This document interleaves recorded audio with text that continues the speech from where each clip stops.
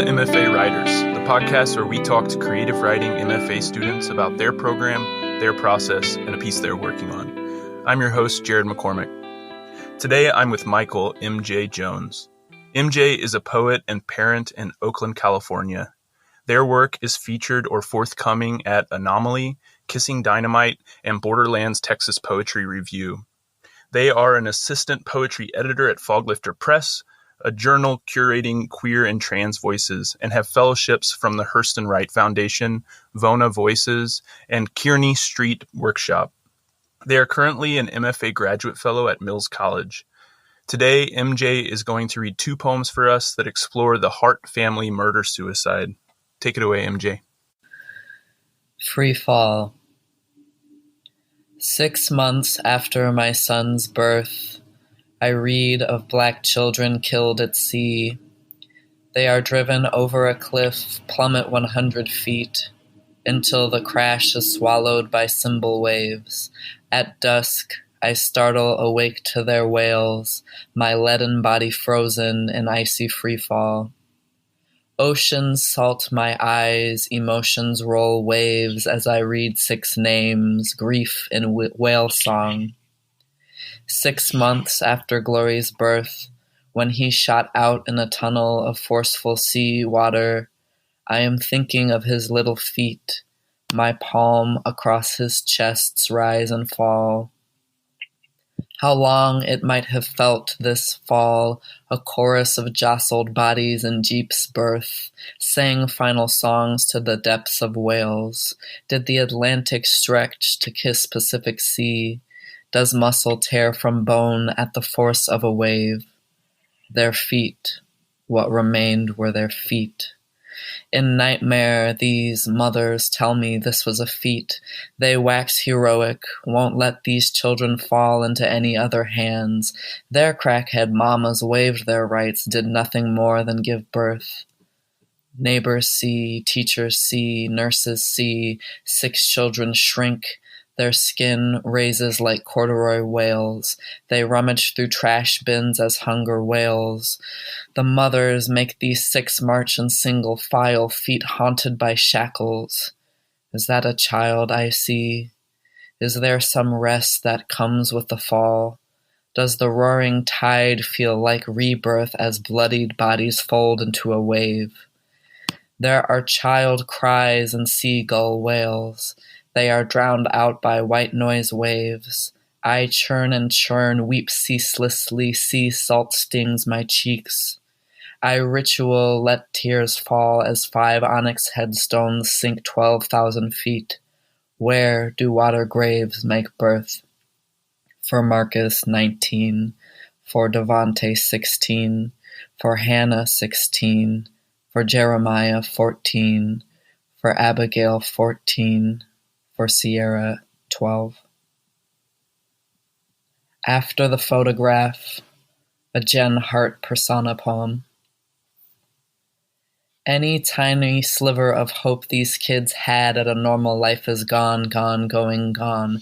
At first there was love, the throngs hungry and grateful for a piece of something good and not so hateful, good like a black kid in a white cop's arms. It was supposed to be beautiful, now those pieces rot and the hateful lot rises to the top like they always do and won't stop until they destroy us. They were made in Bible-thumping back alleyways. They were made to prey on us, bred to hate our kind. No way we can stay. They will find us if we do. Knew this shit was bad news, too good to be true. Why did he have to cry?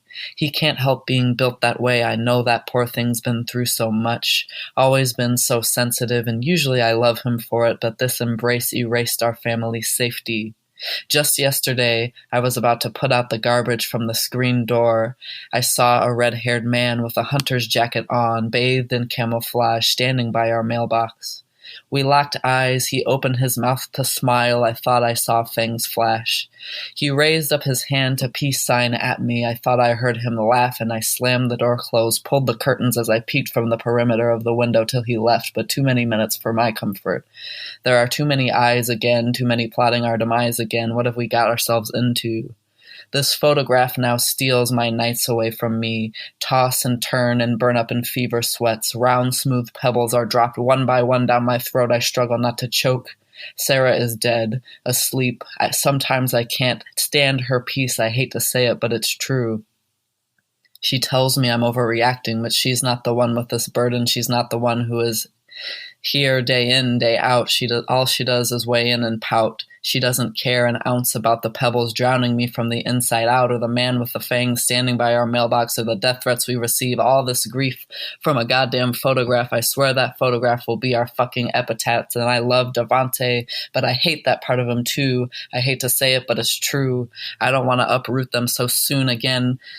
But until then, they need to stay inside where I can guide them and hide them till some of this blows over, and it feels like it never will. But for now, no more rallies or festivals or valleys or parks or forests. Not now, maybe not forever. These kids are never going to have a normal life. The pebbles are keeping me from breathing. I've got to get up now, got to get up, got to spit them out, but my lips are glued shut, melting together like a marshmallow. I'm choking, suffocating, cannot stay here. We have to go. I hate to say it, but it's true. I know what's best for them. With my hand, I'm able to rip my mouth open, blood seeping, then spilling, then pouring from my cracked lips. I'm able to spit up all the rocks. They come shooting and crashing to the floor. Then I see them clicking together like black magnets to form bodies, and the bodies are my children's bodies, growing hands to choke me with until I can no longer breathe. The fright of night swallows me up into its cavern, where I finally rest a while. MJ, thank you so much. That was great. Thanks for being here. I'm so excited to talk to you. Yeah, thanks for the invite. I'm excited to talk to you as well. Just in case there are listeners who haven't heard of this story, I was wondering if you could explain a little bit who the Hart family was and what happened to them. Yes, so Jen and Sarah Hart were a lesbian couple, I think originally from North Dakota, and they sort of made their way around. And they adopted 2 sets of siblings from, I think, Austin, Texas, all Black children around 2010, I want to say, maybe a bit earlier than that, and had these documented situations of abuse of the children, including food withdrawal, physical abuse, and keeping the children inside the house. And ultimately were sort of able to flee. Multiple CPS reports and authorities eventually leading to Jen and Sarah Hart driving themselves and the children off of a cliff in Mendocino in 2018, I believe. Well, I mean, it's a sad story, to put it mildly. It was one that I had heard about when it happened, but hadn't read that much about. And when I went back and read the reports, and then again reading your poems, it was obviously very moving. Well, let's start with Free Fall. It's an ode poem written from your own point of view. You mention in the poem that your child was born only 6 months before the death of the Hart children. I'm wondering if you could talk a bit about that and what it was like to have just brought that life into the world, and how I imagine that might have made the death of these children more palpable and moving for you. What were you thinking about when you sat down to write this poem? What drew you to it? Yeah, I should say I have begun these poems maybe in the last year and a half, so not immediately after I heard about this story. But in the immediacy of hearing about it, I was really crushed and became immediately obsessed with following the details of it. But yeah, in terms of my entryway into the story, it's sort of inextricable from my role as a parent and, more importantly, a non-birth parent, somebody who adopts a child in a queer partnership. So there were a lot of ways that I was seeing some mirrors, but also very far removed and disgusted by the story. So yeah, and just thinking about the role of what a parent is supposed to do, raising this little baby with the consciousness of the story, I think that's really one of the grounding parts of why I want to be among the voices who speak on this, is my role as a parent,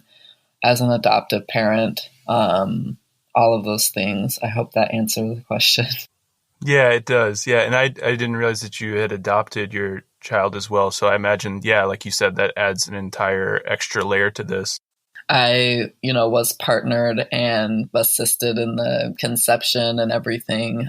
So, sort of watched him grow in the belly and his other parent. So no formal like adoption process, but just I think the way that having a like non-birth relation to a child mirrors some of the like things that I was seeing in this story.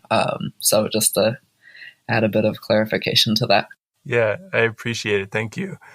And you mentioned that you didn't write the poem right away. That was actually one of the things I wanted to ask you.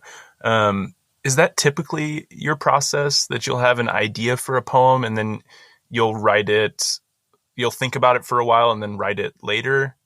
Yeah, I don't know if I have a typical process for writing poems, but it's different every time. I was just like telling my girlfriend the other day, like I haven't written a poem in like a few weeks, and since then I've been writing like 3 a day. So I think there is, though, with this work in particular, like sort of this storing process that comes for me. Sometimes because it's like an atrocity, so I don't necessarily want to look at it the moment I'm thinking about it. But yeah, the story wouldn't leave me alone. I've been thinking about it for years. I know, a lot of people were really haunted by this story, and that's how I would describe my relation to the work. It's a haunting. It's in the state of California, like 2.5 hours away, a place that I have been to and have loved to go to. So I think all of those things, like, it's stored in my consciousness and I'm thinking about it, and I've experienced a lot of the dynamics that are at play that allow these women to get away with this. So yeah, in terms of process, I think I was curious about where do I enter, telling this. And like I said, it's really because I am a parent. And so that was one of the first poems I wrote for this project. And I wanted to sort of place myself in, like, why am I telling this? So I started with my son. Well, one of the more tragic parts of the story, I think, is related to the photograph that was taken of Devonte Hart, one of the children, during a Portland protest in 2014. The protest occurred after the grand jury's decision not to indict the officer who killed Michael Brown. In the photo, the Hart boy is seen crying and hugging a white police officer. I'm sure you can speak to this more than I can, but the Hart family apparently received a lot of threats after that photo was published and were forced to move to Washington because of it. And that seems to have played some role in their spiral that led to this tragedy. So the second poem you read focuses on that period and is aptly titled After the Photograph. Could you tell us some about what you've learned about this period in their lives through your research and why you chose to focus on it in your poem? This is my thesis project, which is unfortunate because it means it's very deadline driven. So I think there was a period of time this summer where I was just churning them out. And as you know, this summer there were another wave of protests for George Floyd, and the number of Black men, women, and people who have been murdered by the police this year, or state-sanctioned violence. So it was a very, alive moment. And I see this photograph retweeted, reshared as a way to try to pacify uprising and protests. And it, fills me with such a rage because they are not allowing this child to rest. They don't know the story behind this. And it's just makes me unspeakably angry.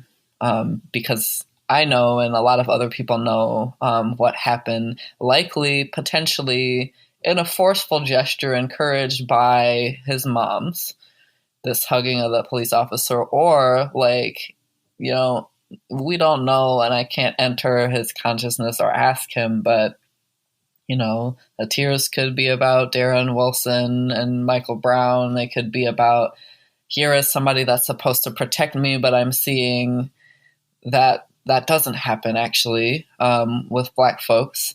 And I just want to be safe. We don't know what was happening for him in the photo. And so to see that used over and over again, and people don't know that he's, we can assume murdered with the rest of his siblings. But it's enraging. It's an enraging concept to begin with, to say, like, be quiet. You're being quiet about how you're being too loud about how you're being killed, actually, so we need to pacify you with this image. So I will say, like, that was I write about it from different angles. And I wanted to, like, a lot of the poems in this project are persona, and a lot of them are Jen Hart's persona, and I can talk about, like, my choices for that in a while, but there's this sort of, like, really interesting sort of narcissistic character, but she posts the things, right? And then it becomes like we're being hunted, but you're intentionally putting yourself in the spotlight. And somebody was very active on social media and outspoken about racial justice and all this kind of stuff. So she is posting all these things, and, I think it's likely they did receive, hatred. I've been, I used to write articles for Everyday Feminism, and I had trolls, so that's a real part of posting things online. So I had to reach deep to figure out, like, where is my sense of empathy in complicating this person a little bit. What I, like, assume happened was there's a sense of paranoia, and, victimizing, like victimhood, even though you're the one sharing the content and continue to share content after that. So I can, like, yes, I know what it's like to receive threats and things like that, but all of their sort of moving and whatnot was to evade authorities, as far as I am convinced. What I was trying to do is, like, understand what you're thinking about, like, immediately after that happened. And so I wanted to capture, like, this sense of, like, victimization, and then the real fear, and then the overwhelm of raising 6 children. That's where I was coming at with this. And I should also add, one of my great poetic inspirations for this project is the poet I, who's really well known for these, like, dramatic monologues and entering the consciousness of serial killers and all kinds of people. So that's what I spent my summer reading. It was really intense. Well, yeah, it's interesting that you bring up how you had to push yourself to find empathy for her, because when I read the poem, I did feel that there was empathy in the poem for this person. But then you mentioned earlier also that some, at least, of your motivation for writing the poem came from a place of anger, seeing what was happening. So maybe you can talk a bit about that. First, just can anger be a good place to write from, a good motivating factor for poetry? And does it make it harder to find the empathy?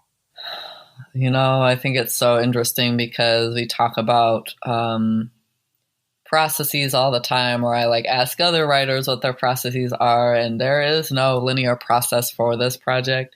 So I will say, like, yes, I am angry, disgusted, like, all of the things, and the poems are writing me and telling me like what it is that I need to think about or what I need to extract. So yeah, I'll say that anger is righteous to me, and it's well placed in this story because it's a very angering thing. And like I said, seeing the way that these children have been used, the mothers have been let off the hook because they're white. Frankly, like that's the system in which they exist as two white women allowed them to do this. There is never any way that even the birth mothers of these children could come away unscathed with, far less documented abuse. They're taken away at actively trying to get them back. So yeah, I'm pissed. And if my overall goal is to indict them and the larger systems, it can't be an easy indictment, because I would write like 5 poems and be done. I'm pissed and angry about this and this and this and this, and we're finished. And we know like that's not really what happened. I think in some twisted way, Jen considered this a very loving act. It did love her children in a way. So it's like, yes, I want to explore that, and that like love is not enough to erase the fact that they were probably deeply racist. They probably, we know that. So we know that they existed in a system that allowed them to get away with this. So, I think the issue I've had with the way I've seen this written or spoken about before is that, it's always from a white perspective. And it's always sort of, well, of course they like loved their children. They weren't monsters, it's a real but Mike Brown wasn't no angel, so it's just like, it's absurd. So, and I think the last thing I'll say about why I've chosen to do a lot of persona in all types of persona, which I'm not going to spoil yet. I can't remember what interview this was for, but Patricia Smith, who is like one of the greatest poets ever, was talking about recent work in Incendiary Art or Blood Dazzler. And in Blood Dazzler, she enters the persona of Hurricane Katrina and writes from the voice of the hurricane, which is amazing. I highly recommend. And she talks about what is the unexpected entryway into the story. I'm Black, I'm a parent, I'm queer, I'm a non-birth parent who has adopted children. And so the expected entryway is for me to come from a place of anger and that's it, and we're done. But what I'm finding through persona is that like things are being revealed to me and I'm learning, which I think is really fun. In like entering this persona of somebody that I would despise, I think is going to be an effective tool to more deeply indict them, which is my goal. Well, I mean, it's incredibly interesting to try to enter the mind of someone who you feel like you can't relate to or that you even despise in some way. I find incredibly fascinating. And I wanted to ask you about the ode poem and the persona poem. For any listeners who are novices to poetry like I am, maybe you could explain those a little bit more. And what I'm curious mostly is like, do you decide beforehand that you're going to do a persona poem and then you write a persona poem, or do you start writing and then decide, oh, this is going to be a persona poem?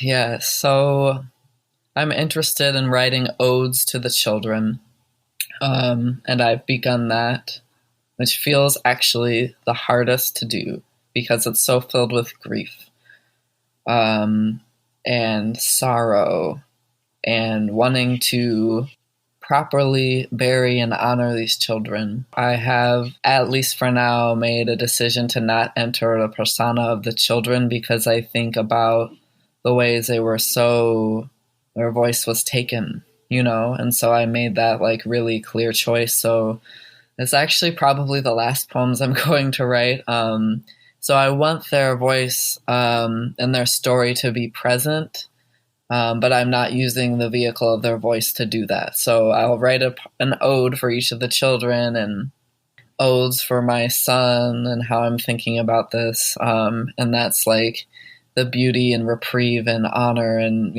sort of spiritual shepherding of the children I want to do in the project. So ode poetry, love letters, anything. And persona, I'm a poetry novice too, so I will talk about it how I know. Generally, entering the perspective of another could be like a fictional character that I've made up, or a figure or another person, or another part that resides within me that I need to talk to more. And writing it can be like dramatic monologues and plays can be good inspiration for personas, or if I see somebody walking down the street, I'm fictionalizing. I think with this story, because we have some known facts about them, I'm going off of facts that we've seen, but I'm also fictionalizing to make the person my own and my own understanding. So it's an interesting process, but I think, there certainly will be a poem or two where I'm like, I'm just full expression of my anger. But I think I'm wanting to take a multi-tiered approach, and I'm really excited to keep exploring. I was going to ask you about your research. I was thinking about some of these images in the poem, like the camouflaged man with the fangs in his mouth that you described. And I was curious if that was something you had read about, like people coming to their house in that way, or if that was more like fictionalized. I feel like I don't know how that got in my consciousness. But I think the point is that there are like real and imagined things that are going on.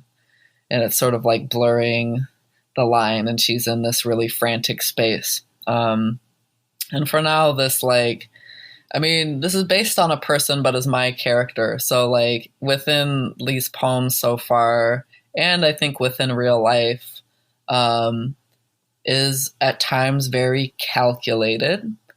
So that's when I'll like bring in a sonnet or, an acrostic poem, or these really like tight forms in Jen's voice are very calculated and planful and like scheming. And then there's this part that becomes like really unmoored, which is maybe like in the poem that I read. And so, yeah, I blend in like research, meaning I look on like Facebook for things that they've posted, or Reddit and all these, I don't think there's any JSTOR articles about this yet because it's still a fairly recent news story, or I'll watch like that terrible Hart documentary on YouTube, or the investigative reports from the crash, or coroner's reports, or all these like really lighthearted things. And that enters my consciousness, along with like the poetics of persona, along with whatever details I need to fictionalize, or make up, So we just never really know with Jen Hart, like, if the things that she was posting about actually happen, because part of it is that she like made this sort of happy looking family while we know that there was torture going on. So I wanted to, in this poem, like have some like a balance of like empathy, but make it clear that like she is seeing herself as the victim in this situation, which she is also known to do. Yeah, and I think that totally comes through in the poem. And yeah, that is so interesting. The fact that Jen was so active on social media. So you're going back and actually looking at things that she posted, and using that as inspiration and research as well. Mm-hmm. Using that as inspiration, as found language for erasure and poems. I'm just having fun. I mean, as weird as that sounds for a project like this, but I think it does have like so much potential for how it's told, and with a lot of pressure too, because I'm like, this has to be done like very intricately and carefully. And probably will be a year's project beyond my time at Mills. Definitely will be. So yeah, going back, and because I also want to ground myself in like how these people spoke, what they talked about, what's their tendency to basically bullshit on Facebook. So yeah, definitely like Facebook posts and, looking up like what did their family say about it, just anything. And then sort of letting my mind go from there. Yeah. Well, it's fascinating stuff, and there are just so many layers to this story that it does seem like a really interesting subject to tackle for your thesis, which you're working on at Mills. Let's go ahead and talk about Mills a little bit. The FlexRes MFA in creative writing at Mills College is pretty unique. According to the website, Mills offers a new kind of MFA in creative writing that enables you to earn a degree in poetry or prose your way. In addition to the traditional in-person class offerings that you would find at other MFA programs, Mills has online courses that can be taken year-round. But their FlexRes name comes from the fact that students can complete some or all of their degree through one-on-one work with a faculty mentor in a portfolio-based Flex MFA curriculum that lets students be on campus as much or as little as they desire, which sounds super interesting to me. So they say this allows students to earn an MFA from anywhere in the world. What drew you to Mills? Yeah. So I can speak to my experience. The Flex MFA was a new option that was added at the start of this year. So it's something I have a little bit less familiarity with, but I will be like finishing my final semester in the Flex MFA, so I can talk about that a little bit. Yeah, I was really impressed sort of by the like diversity of faculty and the diversity of students. So my MFA search was location specific to the Bay Area. So I applied to these programs and got into all of them. And I knew I wanted to, this is so sad to say now, I knew I wanted to do an in-person program, like brick and mortar classroom learning in person, which is obviously not the case. Yeah, but I think I was attracted to like the opportunity to take really creative electives, and also I think Mills does a really good job of bringing in, how to like prepare career-wise. So there's a whole like section of, community events that are attached to the program, where folks come in and talk about publishing experience, or do you want to attend a PhD program? Things like that are not like solely based in like learning how to write or read, but also like how are we going to prepare you? So I appreciated those things about Mills. So were you able to take some in-person classes before the pandemic started? Yeah. So I took my whole first year in person until about March when all hell broke loose. But yeah, I started my first year in person. Yeah, I can commiserate with you because one of the real appeals for me was to be in person in the room doing workshops, and to have that taken away has been really sad. But it does seem like one of the draws for Mills is their online classes, whether they're in a pandemic or not. So do you find that other students who came to Mills planning on taking online classes are enjoying their experience? Is the faculty pretty good at doing online classes at this point? Yeah, I can't so much speak to like other students in the online component because my cohort it kind of came in, we're all like in person. I think there might be like a few folks I know who are doing the flex option, but I haven't talked to them about how it is. So I think like a lot of people prefer the traditional workshop. I am about to like do sort of independent study with one of the professors this upcoming semester, so we'll see how that goes. But yeah, I think it's one of the like unique program offerings, and we have like students who are in Pakistan and India, like who couldn't join us, or different parts of the US. So yeah, I think it will be interesting and cool to see if that continues. So in a normal year, are most of the students at Mills in person in the MFA program? I want to say yes. So the Mills MFA, we also have like masters in literature students in addition to the creative writing program. So sometimes we get to interact across those programs, and I think most folks decided to like be in person when we could. And like about how many people are usually in a workshop at Mills? Workshop ranges from like 12 to 15, which is feeling big. But yeah, usually like around 12. Well, you mentioned that you're getting ready to do the one-on-one flex portfolio option in the coming year. I'm really curious about it. So I know you haven't done it yet, but like, what do you know about it? What could you tell us about this option and what you've heard from other students who have done it? Let's see. So I'll be taking the normal workshop, the thesis, which is just writing all semester.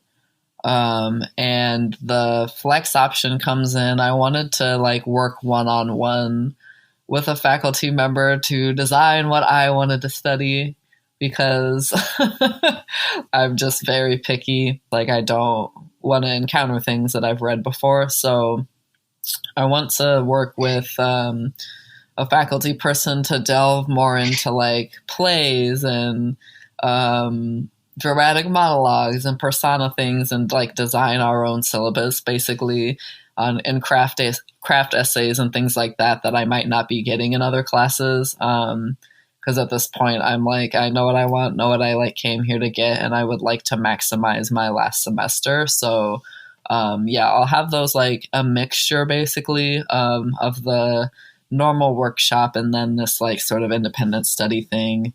And then I'm also as part of my fellowship supposed to launch these community workshops as well sometime in the spring, so I'm going to be very busy. Well, let's talk a bit about the community at Mills. The website claims that community is at the heart of everything we do. As one of the most diverse creative writing programs in the country, our community is rich with multiple forms of knowledge, experience, and ways of seeing the world. Would you agree with this? How's your experience been from a community standpoint?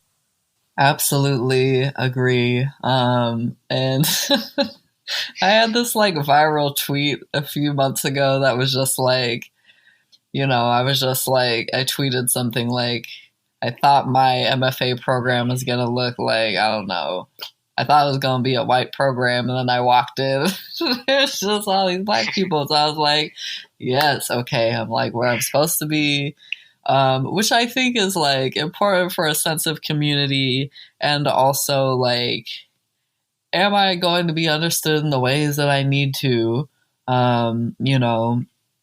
and so I think like the benefit of that is that, I mean, it's not all black people, but there's a lot, and a lot of other folks of color, and folks from international places as well. And so I think there's opportunities to really like, hear other folks' stories. And I think Mills has a focus on like, no bullshit in terms of like things around identity that are not cool. They have like very intentional conversations at the beginning to, sort of understand like how do we workshop in a way that like respects and affirms who that person is and don't say triggering shit in a workshop, which I think I would say is mostly the case. I haven't had like too many issues. So I think I will say that was something that I will take away is like bonds with the people like we are going to far surpass the time outside of the program. And they like push me and help me grow, and they gonna be honest if something is not working, so I really do agree with the diversity of students and also faculty as well. I don't, there are folks who are queer that I can like talk about queer things with, and black faculty I can talk about black things with, and and there's also like, this is not like identity, but a diversity of like backgrounds that folks are coming with in terms of faculty. So, You have like folks who've like studied critical race theory, and that enters their work in poetics. Folks who study different time periods of writing.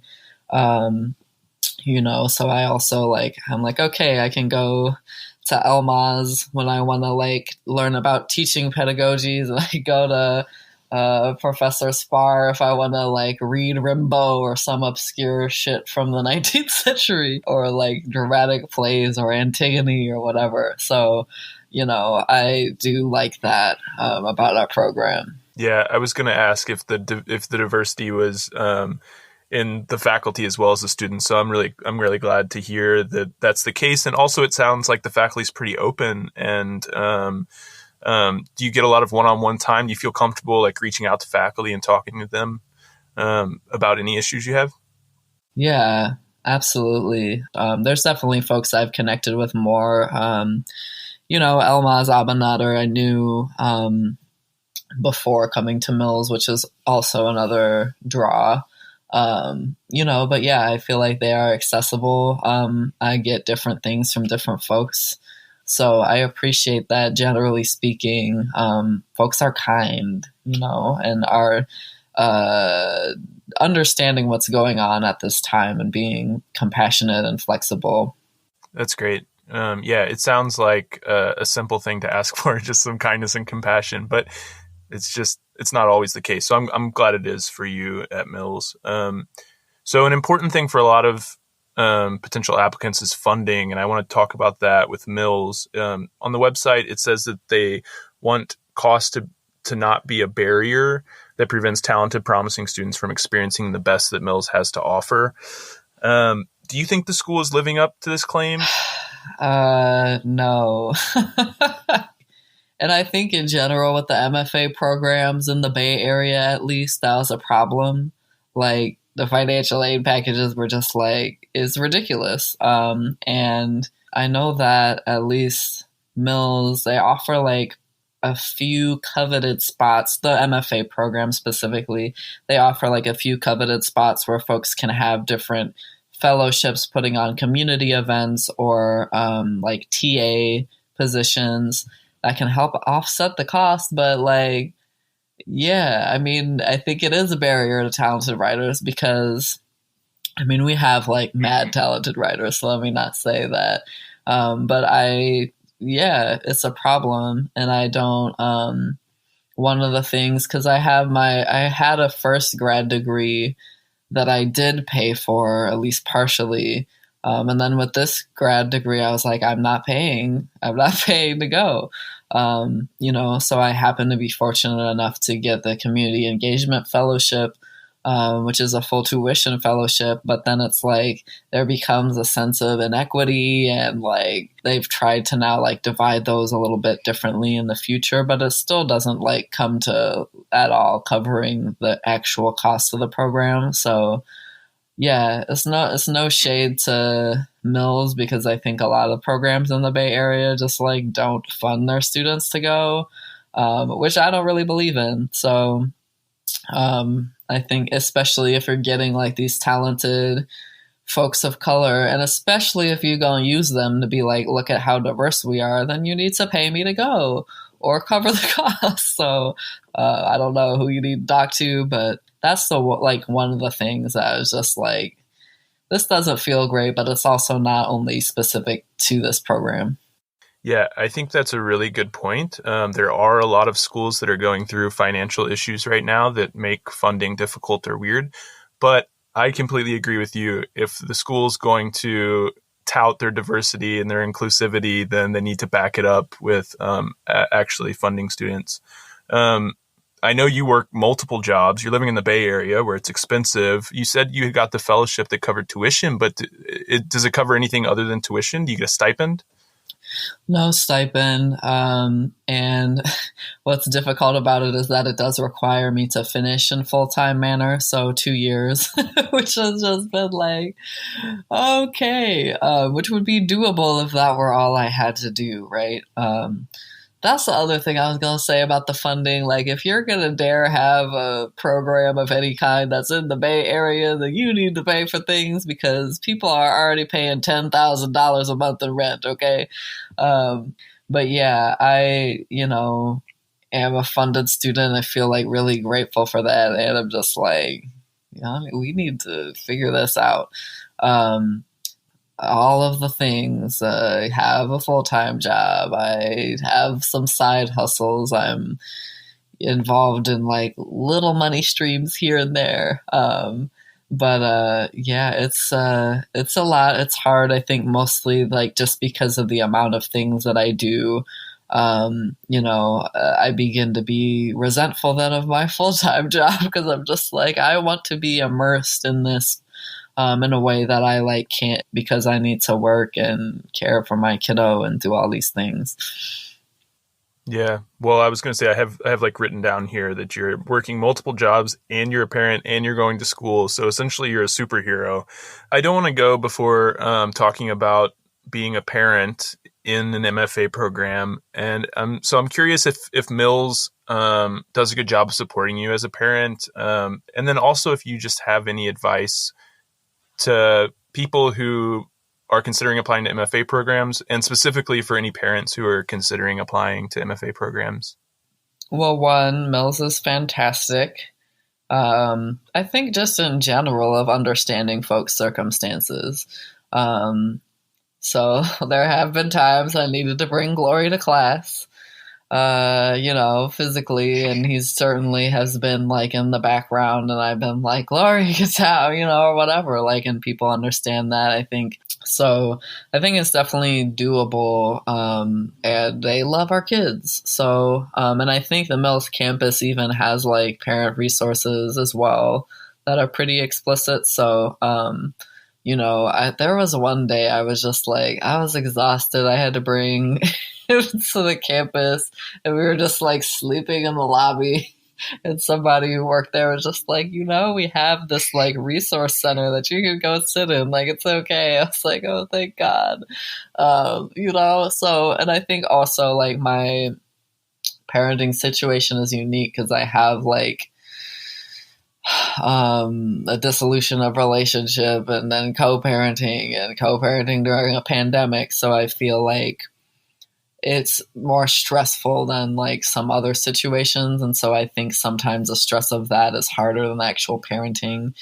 But yeah, I would say advice wise, just get your community. It takes a community to raise a child, as they say.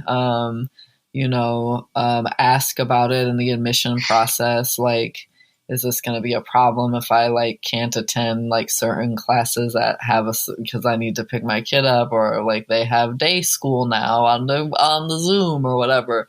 Get the specifics, but it's doable, and often like children are wonderful muses. My son turns 3 next week, and it is just like really fun. I would just say like, pick a program that's going to be understanding of different life circumstances, or even like caregivers that have to care for other folks in their lives as well. So I think Mills is great for that. It's a compassionate place to be. Well, I have to say I'm quite in awe of you that you're able to manage all of this and write such beautiful poetry and raise a child with a beautiful name, Glory. I love it. Thank you so much for taking the time to talk to me when I know you don't have a lot of time. Yeah, of course. It was really, really great I have been feeling sort of grumpy about grad school because I'm just like, we're in this Zoom world and everything. So this was a time to be like, actually like really grateful and reflect some of the things I love about it. So it was actually great for me too. And to think about, a project I'm working on too in new ways. So appreciations to you. Thank you.